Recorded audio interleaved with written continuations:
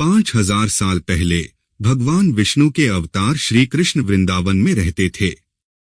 उनका जन्म पृथ्वी को पापियों और उनके पापों के बोझ से मुक्ति दिलाने के लिए हुआ था। श्री कृष्ण के बचपन की कहानियां बच्चों को साहसी बनने और सही के पक्ष में खड़े होने के लिए प्रेरित करती हैं।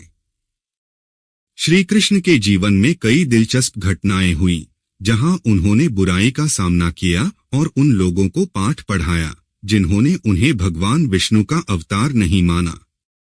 यह कहानी ऐसी ही एक घटना की है।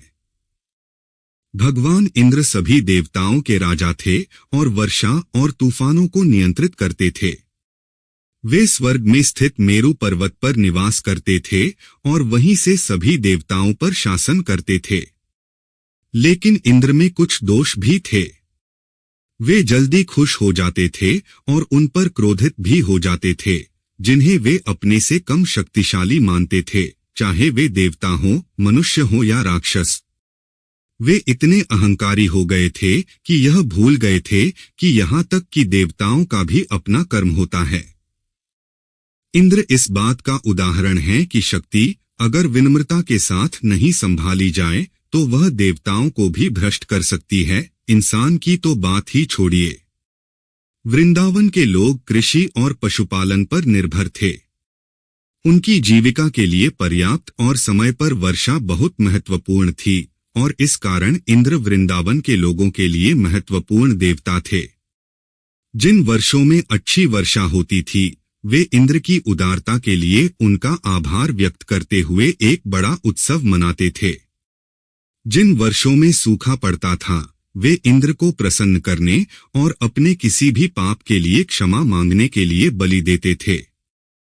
एक वर्ष जब बहुत अच्छी वर्षा हुई और वृंदावन की भूमि पर कोई भी टुकड़ा हरा भरा होने से बचा नहीं था, गांव वालों ने कृष्ण के पिता और गांव के मुखिया नंदा के परामर्श से इंद्र को धन्यवाद देने के लिए एक उत्सव मनाने का निर्णय लिया। उत्सव के दिन लोग सुबह जल्दी उठे, अपने घरों की सफाई की और पूरे गांव को फूलों और रोशनी से सजाया। कृष्ण इन तैयारियों से अनजान थे और अपने घर में गहरी नींद में थे। जब वे उठे तो उन्होंने देखा कि सभी ग्रामीण सफाई और सजावट में व्यस्त थे। वे अपने घर से बाहर आए और इस उत्सव का कारण जानने के लिए पूछताछ की। जब उन्हें पता चला कि सभी ग्रामीण इस उत्सव की योजना इंद्र के सम्मान में बना रहे थे, क्योंकि वे मानते थे कि अच्छी वर्षा का श्रेय इंद्र को जाता है, तो वे चकित हो गए। कृष्ण ने सभी ग्रामीणों को बुलाया और कहा कि यह इंद्र नहीं है, बल्कि पास के एक पर्वत गोवर्धन गिरी के कारण यह अच्छी फसल हुई है। उन्होंने तर्क दिया कि ग्रामीणों को इंद्र के बजाय गोवर्धन की पूजा करनी चाहिए। ग्रामीण इस बात से हैरान रह गए। उन्होंने कभी भी इंद्र को नाराज करने की कल्पना नहीं की थी, क्योंकि उन्होंने इंद्र के गुस्से के बारे में सुना था। इंद्र को नाराज करने के विचार मात्र से वे डर गए थे। लेकिन कृष्ण ने उनके भय को दूर किया। उन्होंने कहा कि एक ग्रामीण के रूप में उनका प्राथमिक उद्देश्य अपने खेतों और मवेशियों के लिए पानी प्राप्त करना था। जब बारिश लाने वाले बादल गोवर्धन के करीब आते हैं तो उन्हें यह विशाल पर्वत रोक देता है और वे बारिश के रूप में पानी छोड़ते हैं। हमारे नदियों और तालाबों में यह पानी भर जाता है और हम इस पानी का उपयोग अपने खेतों और घरों में कर सकते हैं। तो बताओ, हमारी आजीविका के लिए कौन जिम्मेदार है, इंद्र या गोवर्धन? कृष्ण ने पूछा। सभी ने कृष्ण की बात से सहमति जताई। नंदा भी अनिच्छा से सहमत हो गए। सभी ने गोवर्धन गिरी की पूजा करने के लिए एक समारोह की तैयारी शुरू कर दी। हालांकि नंदा अभी भी चिंतित थे कि इंद्र नाराज हो सकते हैं और वृंदावन के ग्रामीणों को सजा देने का फैसला कर सकते हैं। नंदा की चिंताएं निराधार नहीं थीं।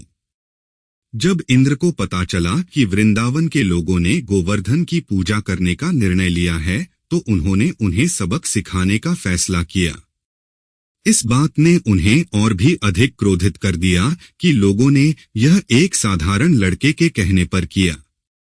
उन्हें यह एहसास नहीं हुआ कि वह लड़का और कोई नहीं बल्कि भगवान विष्णु थे।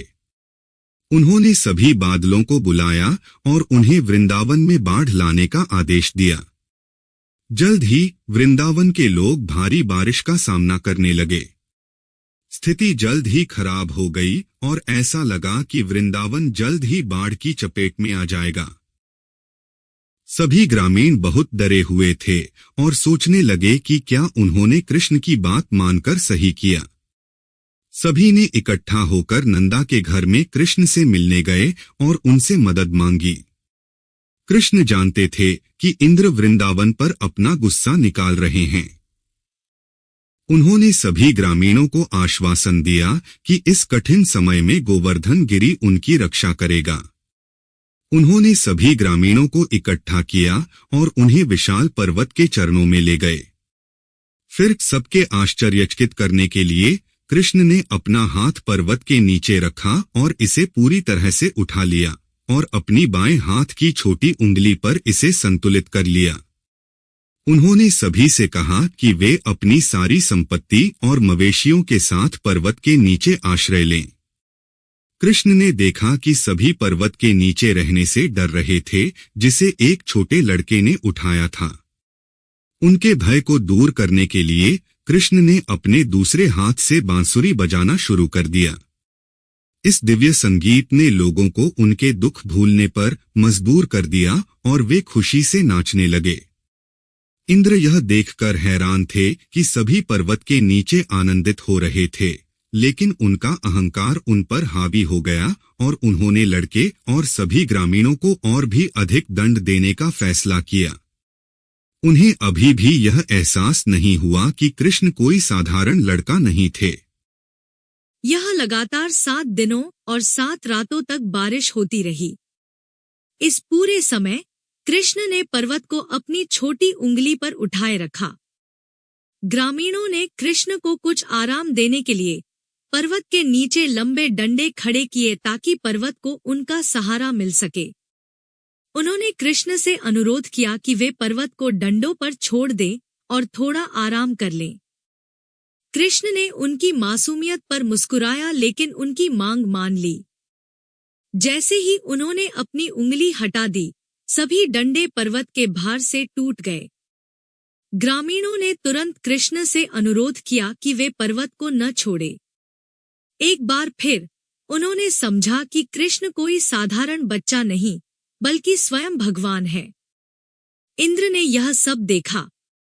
उन्होंने अपनी गलती समझी और उन्हें यह एहसास हुआ कि गोवर्धन पर्वत को उठाने वाला बच्चा कोई और नहीं, बल्कि भगवान विष्णु है। उन्होंने बादलों को बारिश बंद करने का आदेश दिया। फिर वे अपने 5 सिर वाले हाथी ऐरावत पर सवार होकर स्वर्ग से नीचे आए और कृष्ण के सामने झुक गए, अपनी अहंकार और जिद के लिए क्षमा मांगते हुए। कृष्ण ने उन्हें क्षमा कर दिया। वृंदावन के लोग अपने घरों को लौट आए। जो कुछ हुआ था उससे पूरी तरह मंत्रमुग्ध थे। जबकि वे कृष्ण को कई वर्षों से जानते थे, उन्होंने कभी भी इतने लंबे समय तक भगवान की संगति का आनंद नहीं लिया था। गोवर्धन गिरी की कहानी से सीख। श्री कृष्ण से जुड़ी हर कहानी में एक जीवन पाठ छिपा होता है और यह भी इससे अलग नहीं है। यह कहानी कर्म के सिद्धांत को जन्म देती है।